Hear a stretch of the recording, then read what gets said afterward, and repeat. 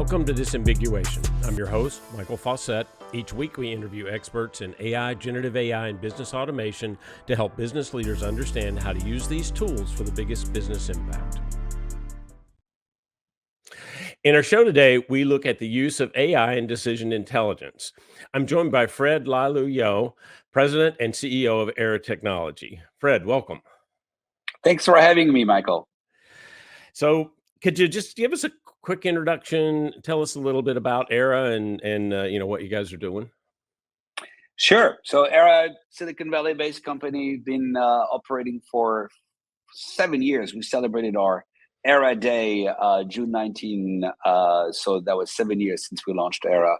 And we built a company to really develop what's now defined as a category of decision intelligence. The vision was very clear: to automate, augment, and digitize decision-making with the first focus on large enterprises, supply chain, and ERP scope. So that's what we've been building for the last few years. Nice.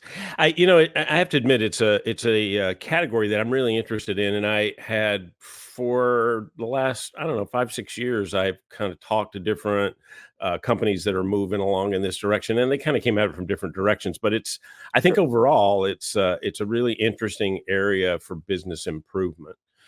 I'm curious. So when you start to think about this, what are some of the big challenges that businesses, face today when it comes to making decisions, and how can decision intelligence help them solve that problem?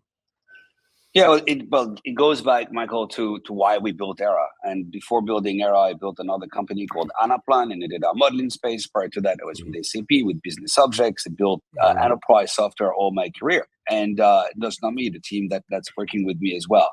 And came to the realization, probably when I was still at SAP back in 2010, I wrote a little paper saying, look, the ERP has managed the world to go flat, right? We now have reliability and on the core processes, and allows companies to expand. But making decisions day by day on top of an ERP is still an incredibly complex process. Giant industry around analytics and systems of differentiations and point solutions have been developed. The cloud just created an explosion of the number of these solutions. And yet, you're still struggling every day. When we talk to our clients, they're still struggling every day. And why?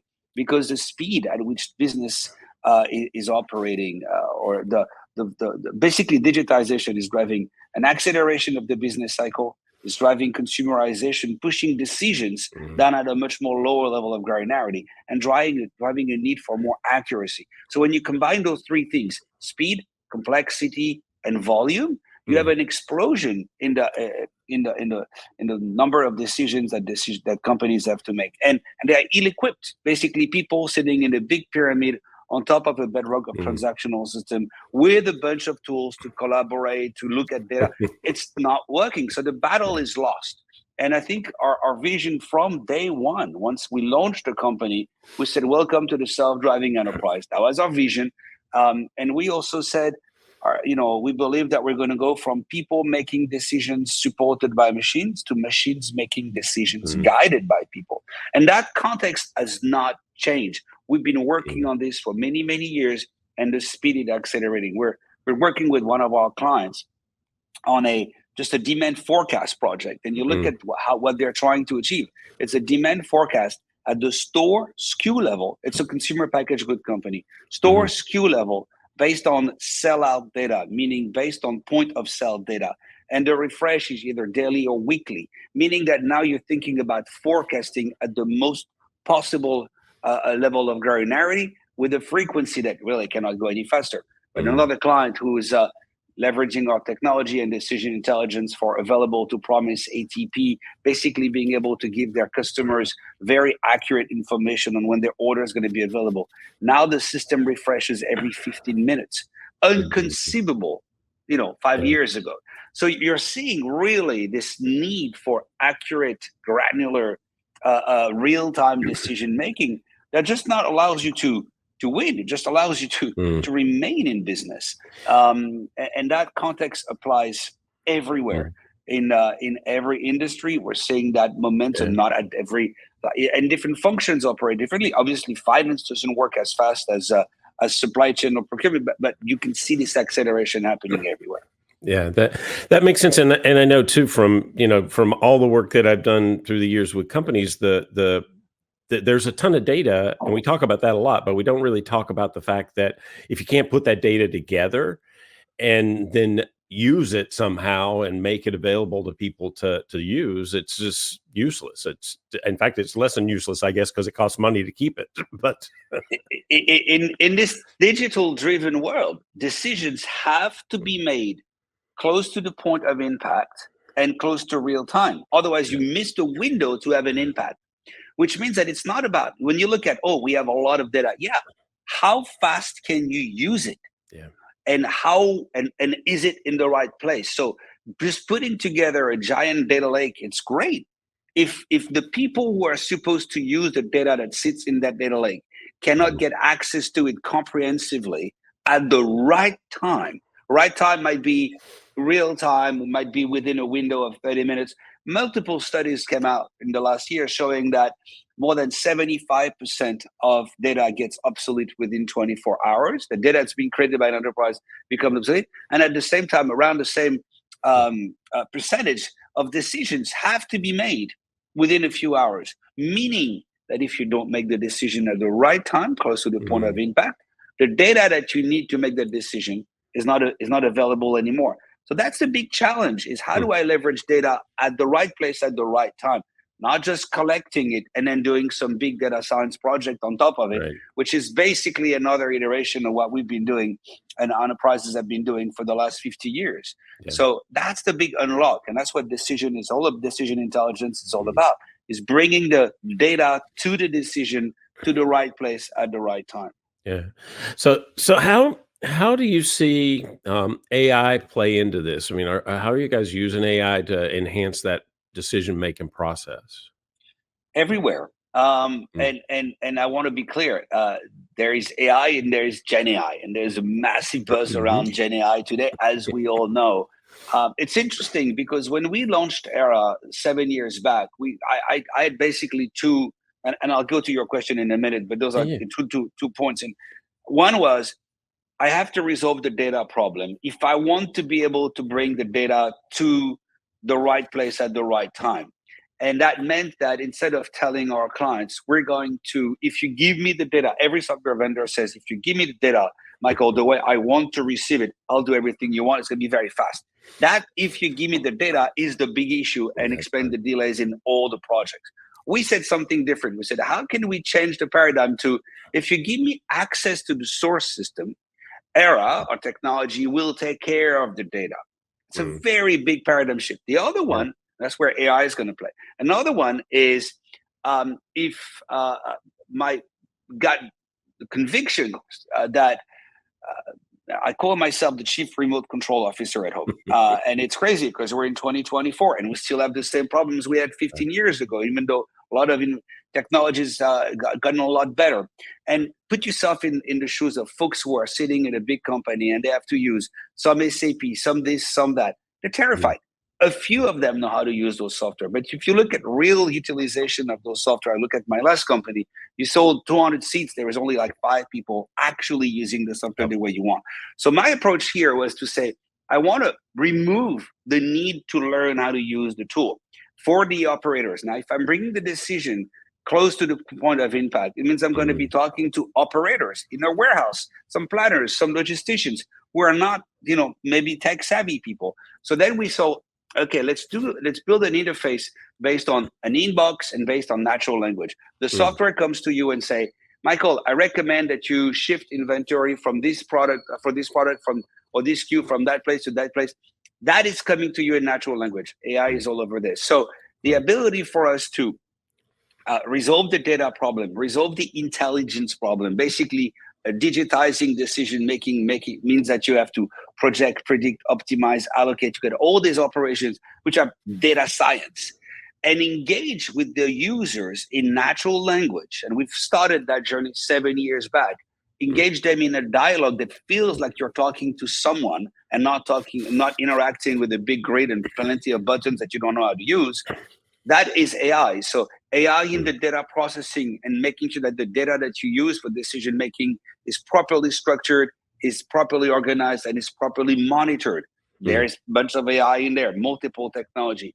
The ability to digitize decision making, the process flow, the logics, and all the steps in between is a lot of AI.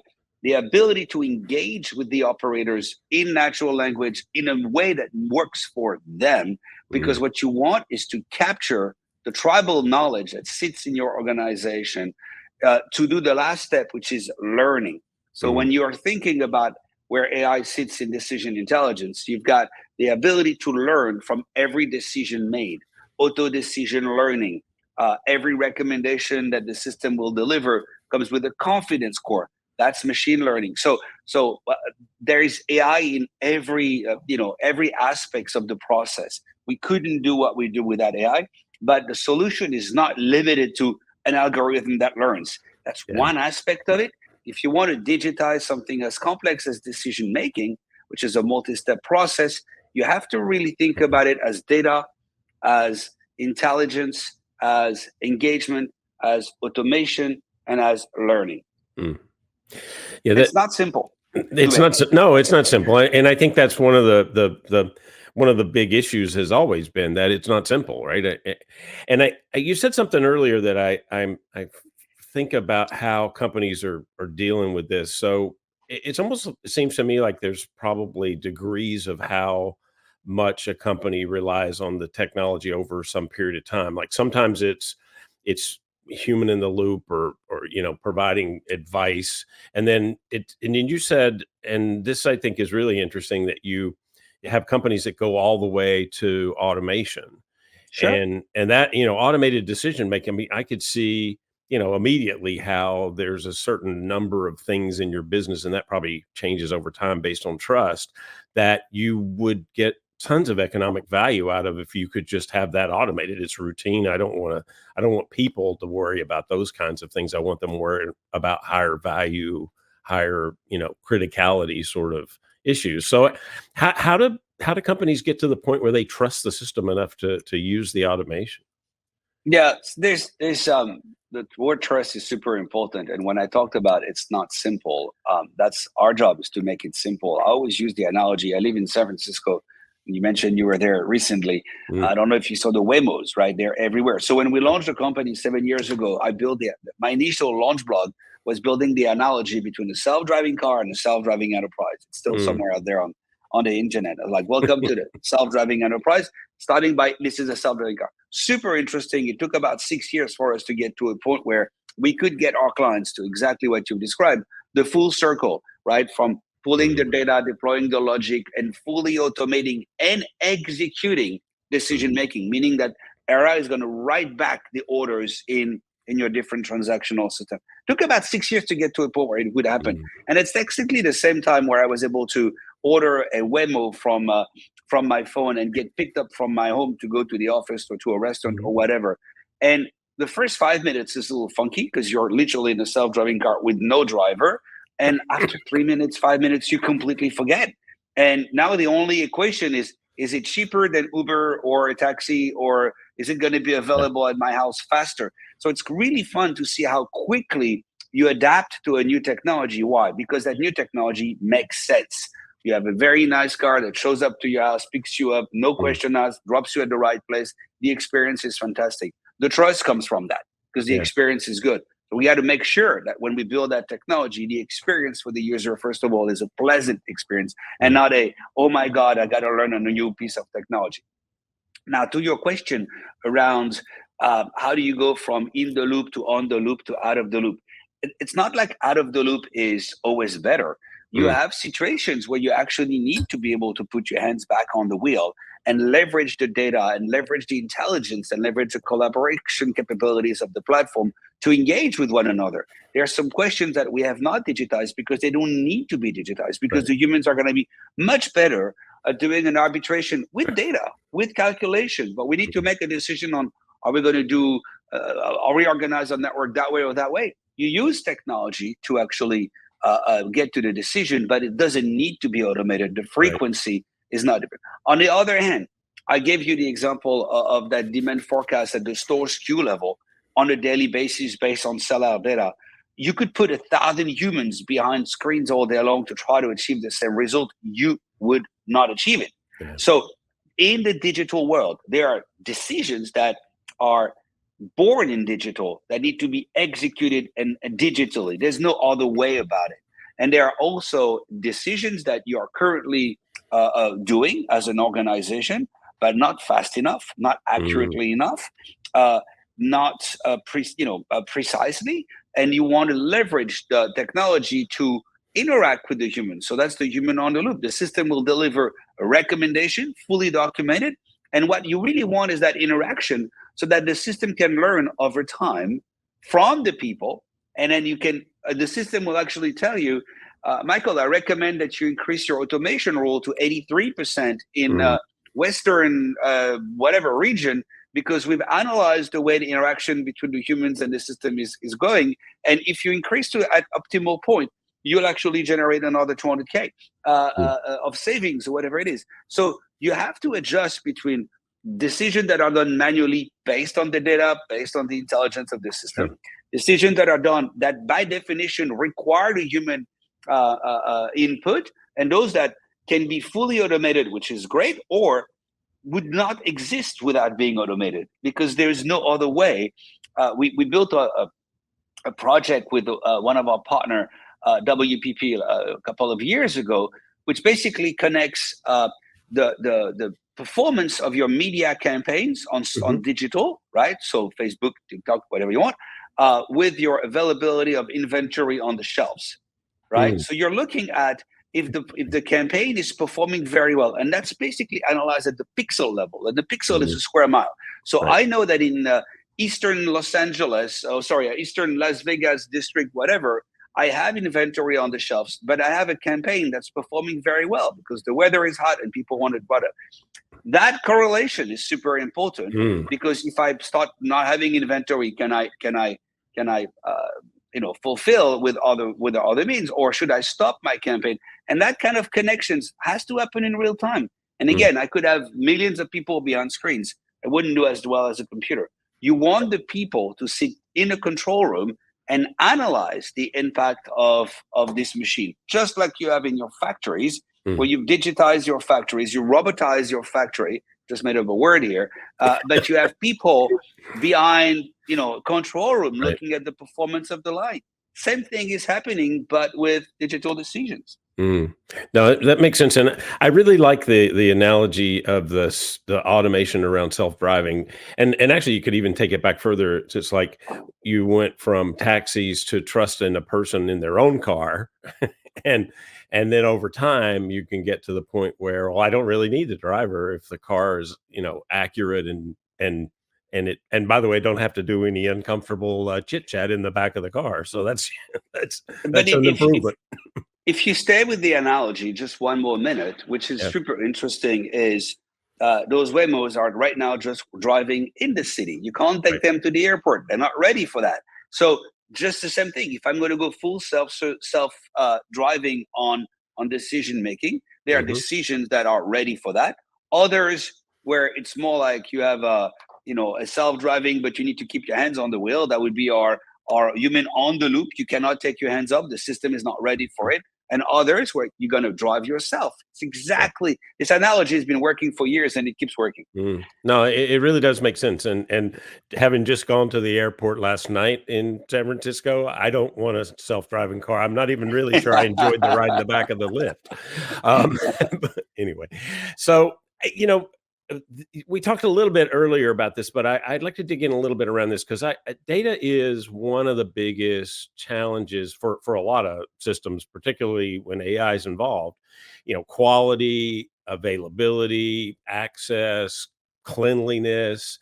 A lot of companies really struggle. How can companies address the data challenge? I mean, it seems like that's the starting point for a lot of this.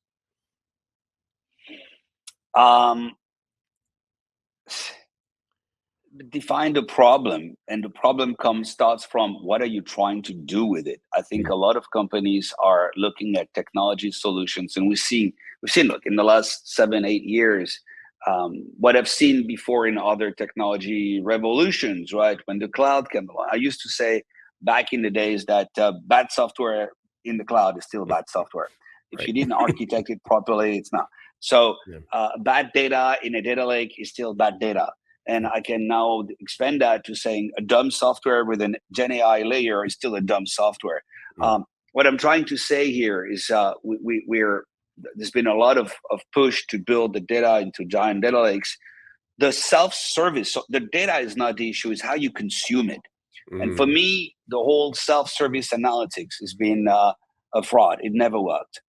We've been talking about self-service analytics for the last 30 years. I mean, I remember business subjects back then really working hard to enable the self-service with the semantic layer and all this great stuff. I'm old enough to remember not just reading about it, but working on this stuff. Because people are not technical enough, and you go back to my chief remote control officer analogy and it still works. My goodness, it's not that complicated, but it is.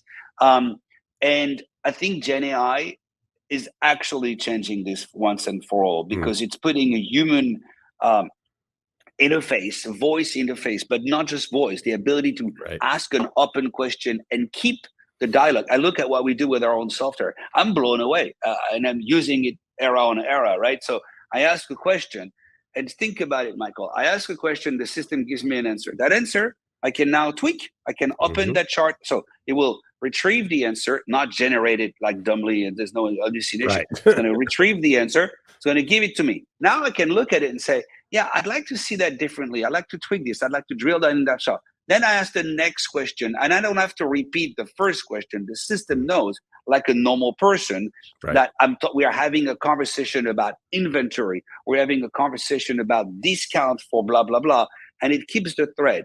And that thread, once I have it, I can save it. I save that thread, and then I'll say to the system, refresh it every day, refresh it, prepare it for my forecast call on Friday. I want that to be refreshed. That is truly self-service, and it's not intimidating. I don't have to be an expert, because the issue is like, which field for inventory am I looking at again? Am I looking at the P0, or am I looking at the P0-B? And that's the reality, is the organization. It's not the availability of the data, it's the organization and the access. That has never been resolved properly. I'm not saying no progress has been made. I'm part of that industry. We've made a lot of progress. The second thing is, when you talk to people for real, as a CEO of a company, software company, I do something which is, maybe a bit different, but I do it. I go and sit down with the users. I personally do that. So I'll go and meet a client. I'll meet with the CFO. I'll meet with the CIO. I meet with. Now I ask, can I sit down with your users, because I want to see how they're actually using it. You want to talk to them, which is fundamental. But in our industry, we tend not to do that. I do it, and I learn so much from it. And you see people going like, "Oh, no, I never go there." You hear this sentence like, "No, I never go there." What does that mean? You never go there? No, that's a part of the software. I never go. Well, why? Because it's scary. Because So we have to be very aware of that. So to resolve the data problem, for me, the issue is not the availability of the data in a warehouse, in the lake, in blah blah blah. We have plenty of technology for that. I think I mentioned earlier in our conversation that my approach to data was to say to our clients, you don't have to do anything. We'll get to it. So the technology is smart enough to know what to get from where at what time in order to enable a decision. That's a big breakthrough, by the way, but that's not the biggest breakthrough. The biggest breakthrough is giving people the trust, the ease of use, the confidence that they can interact with the data without looking stupid. Nobody wants to call that analyst and say, can you modify the dashboard for me, please? Or we build a model for what if simulate. Can you build me a model that allows me to simulate this by that? And then the next day it's like, well, hold on, are you done with this one? Because I need to modify something on this. And that friction is unpleasant. Yeah. You don't want to ask that, and you don't want to have to go back, and your brain is not wired to be, extremely precise. And those interactions are uncomfortable. And that's what creates big part of the data consumption problem. Yeah. So I'd rather just stay where I'm comfortable and not go left or right. I think AI And in that specific area, LLMs are about to resolve the massive Yeah. problem. And it's super exciting. By the way, this is not the first area where this is happening. Mm-mm. Something called Siri, something called Alexa, Mm-hmm. where you use AI to actually interact with a bunch of different Right. systems with a level of comfort, sometimes frustration, but overall comfort that makes Mm-hmm. the users, the end users, the consumer use it. I can turn on the light, I can put some music, I can get direction. Those were complex things. Yeah. And the level of engagement. And this is why Aera is called Aera. We designed it as Siri or Alexa for the enterprise.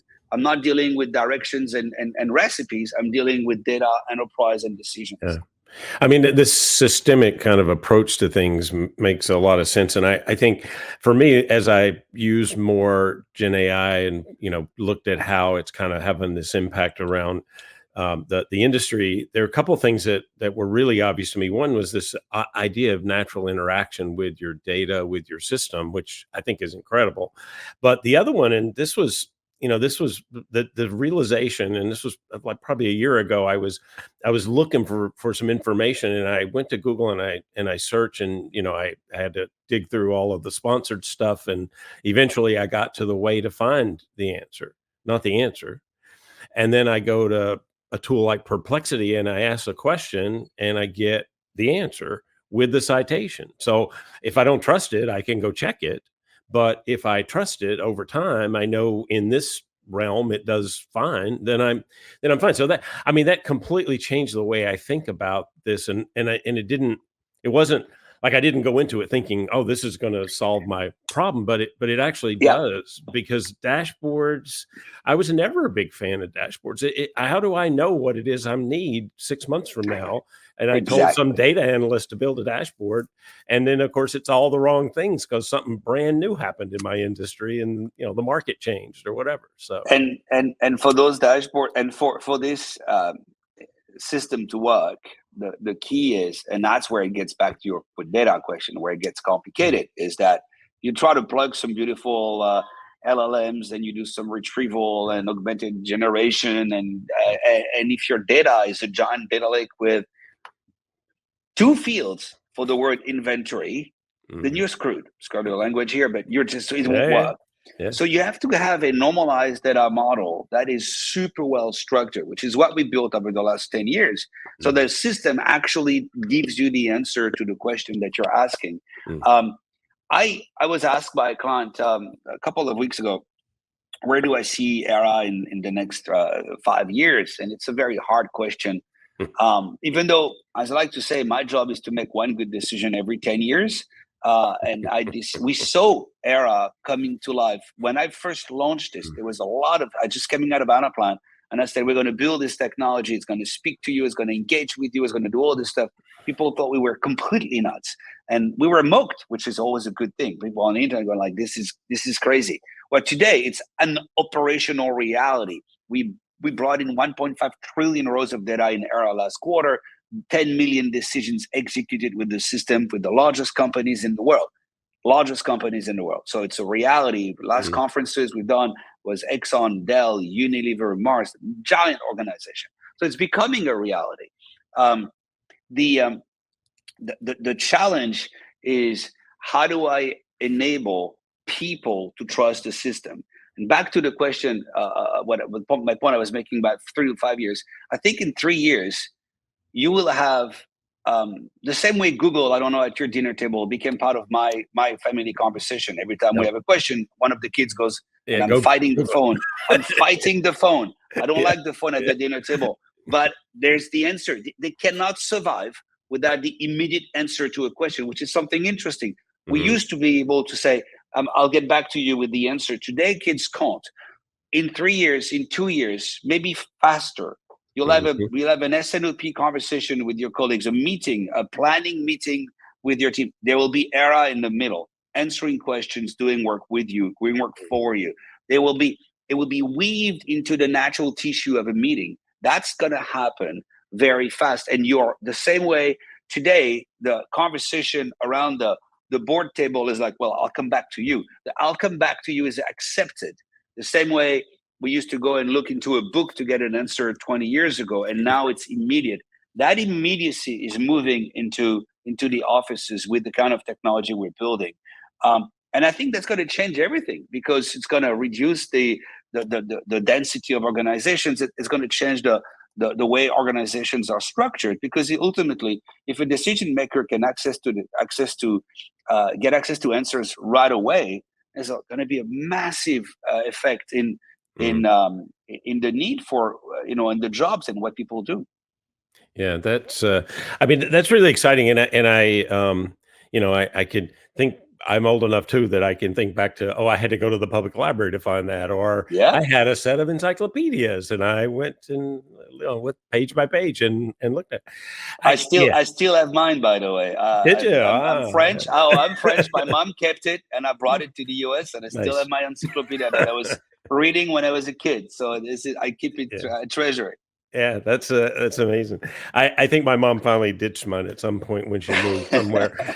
You know, one of the things that I've found really interesting over the last year or so, as I've looked at some of the use cases around AI and Gen AI particularly, is this idea of synthetic or simulation. And you mentioned simulation a little bit before, so Yeah. I'd like to think about this just a little bit.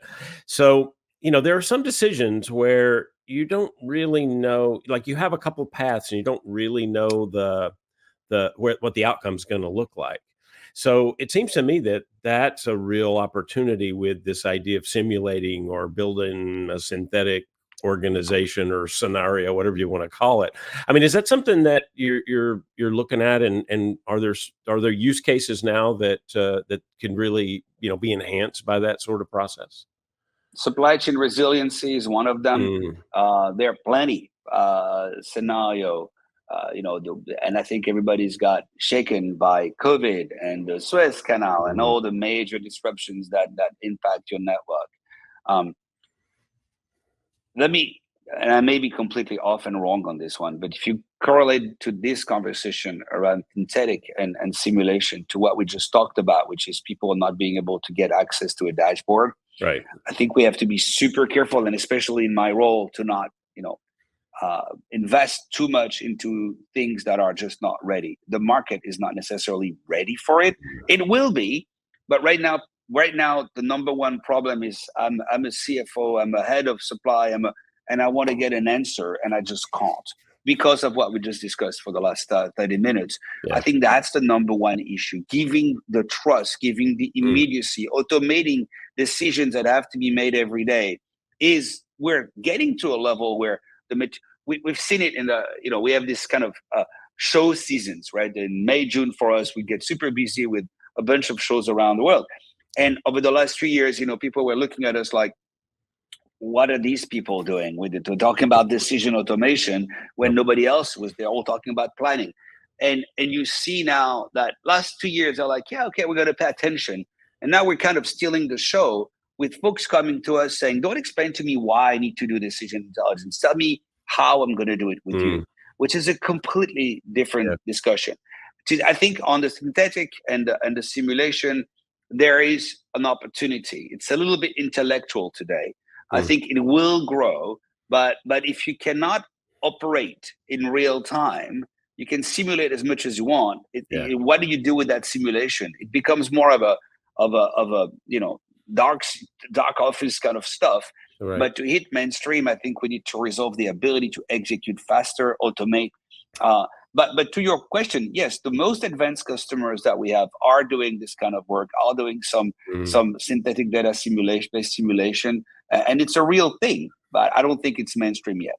Yeah, no, that makes sense, and certainly, I work a lot with customer experience, customer service, and we've been looking at that some with could you simulate, an answer outcome and use that as a way to ensure that you're providing the best possible service outcome that you could Yeah. get, that kind of thing, which I think is really exciting. But then you're we're both in the tech world, and we're both probably a bit on the nerdy side to be excited by things that probably aren't quite ready yet. And so I think that's a fair. I think it's super fun. I think there's some really, really smart companies out there leveraging AI to do those high advanced simulation. And as I mentioned, supply chain resiliency is a big topic. So, but is this the number one right now? I don't see it that way, but I may be wrong. And is it going to go away? Absolutely not. It is absolutely needed, and you'll see it continue to grow. Yeah, that makes sense.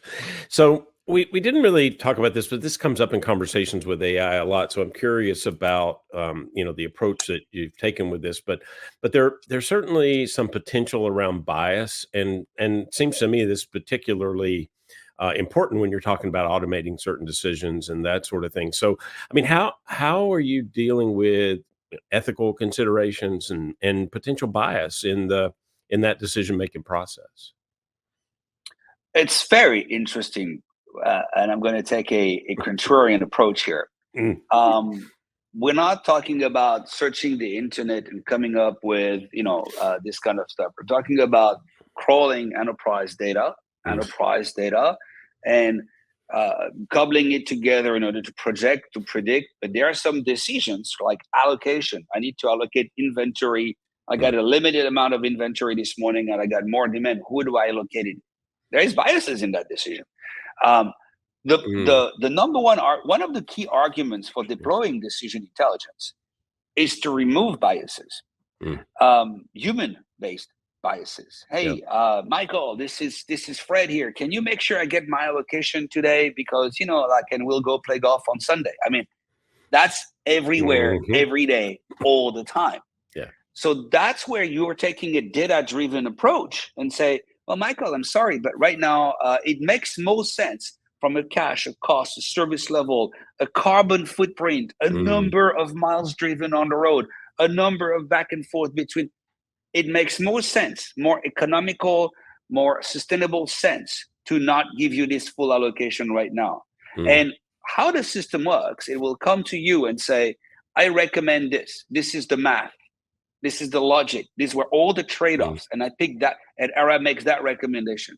And if you, as an operator, if you're given the choice and to opine or decline, if you decline, the system will say, can you tell me why? Yeah.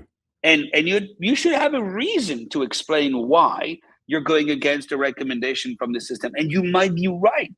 And that's why you have people in the background supported by our technology looking at percentage of recommendation accepted versus rejected versus modified and the reason codes.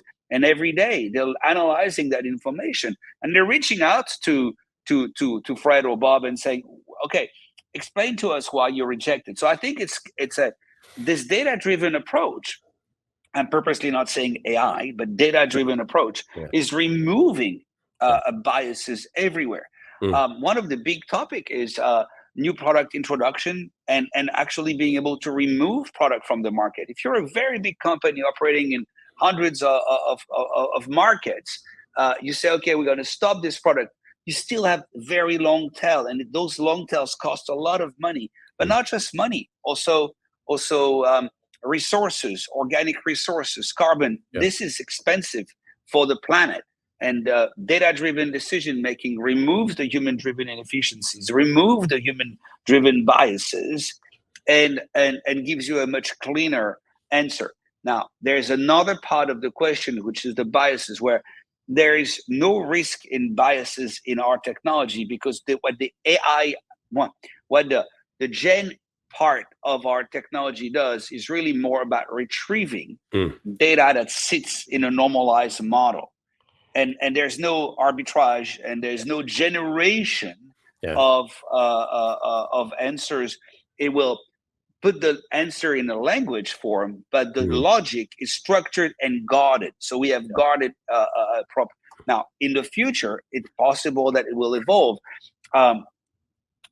There's some projects I can't really talk about, but I've got nothing to do with decision intelligence. Is not limited to enterprise stuff. We have universities using it. We have other institutions where now you're talking about individuals that are on the receiving end of the decision intelligence. And this is where we're working on guardrails, if ever there is. But we're at the beginning of that. So we're still learning.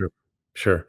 No, but that's an interesting thought, and I guess I hadn't really separated it that way. But the traditional AI is very structured, as we know, and so that really is the place where the data is used to drive that decision process, and you're really depending on the generative part of that as an interaction or interface versus a way to generate new content, which you're not trying to do, right? I mean, that's yeah, that makes It's not.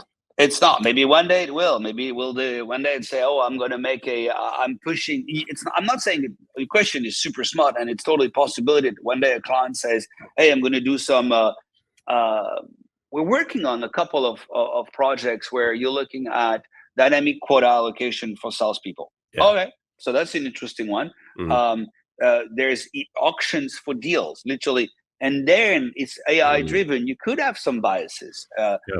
And that's something you have to be very very careful. But we honestly have not started, and we haven't been exposed to the risk yet. But for what we've done today, we have not been exposed to Mm, that risk yet. okay. No, that's good. And really interesting conversation, and we're running out of time, unfortunately, because I could certainly keep going. But before we end the conversation, one of the things I always like to get at the end of the episode is a recommendation. Some thought leader, an author, somebody that you think would, first of all, was influential to you, but that you think the audience would benefit from knowing and getting to know their material. Um, I read quite a bit, and there's so many stories and books that have inspired me, both on the tech side, but when you do what I do, I think there's really a part of the vision part. So Mm, finding the strength to execute a vision sure. years before it becomes a reality. I like to say in my job, you're a zero until you become a hero. Yeah. You're none. You're not a zero. You're not a hero. It's just a different timeline in your journey as an entrepreneur. And Mm, when it's really hard, I kind of always like to go back and read a chapter or a few pages of the Hard Things About Hard Things by Ben Horowitz, mm, from Andreessen Horowitz. If you're an yeah. entrepreneur, and it's also enterprise. It talks a lot about enterprise stuff, which is so hard to do. Yeah. Um, and I like that book a lot. I think he nails it. His tone is very direct, and I use it some. Yeah, I once Mm, a year I'll go back to it. yeah. I read it at a very important time in my life, and I always go back to it, read like a few pages. Yeah. It's a good one that I would recommend, especially if you're working for a large company and you've not been exposed to being an entrepreneur and that life. Then read the book, Mm, because you'll see a lot of folks I meet. I'm like, oh, I'm working for this giant company, but my division is like a startup. No, it's not. mm. It's really not. You don't have to worry about getting paid at the end of the month. You don't have to worry about eating what you kill. You Yeah. don't worry about going in front of a board when you have a delay in the technology, when the market is not where you want to be. Yeah. Um, you don't. And that book from Ben is remarkable, and it just really got the essence of what being an entrepreneur means. Yeah, no, that's great recommendation. And having been involved in a lot of startups myself, I had the same experience, and I love it. It's definitely a different way to think about things, and something that I think the audience obviously will benefit from. So, well, Fred, thanks for joining today. Really interesting conversation, and I really appreciate it. Well, thanks for having me. I really had a lot of fun. So good conversation. Thank you very much. And that's the show for this week. Thank you all for joining. Remember to hit that subscribe button. And for more on AI and other software research reports and posts, check out the arionresearch.com/blog and /research reports. And don't forget to join us next week. I'm Michael Fawcett, and this is the Disambiguation Podcast.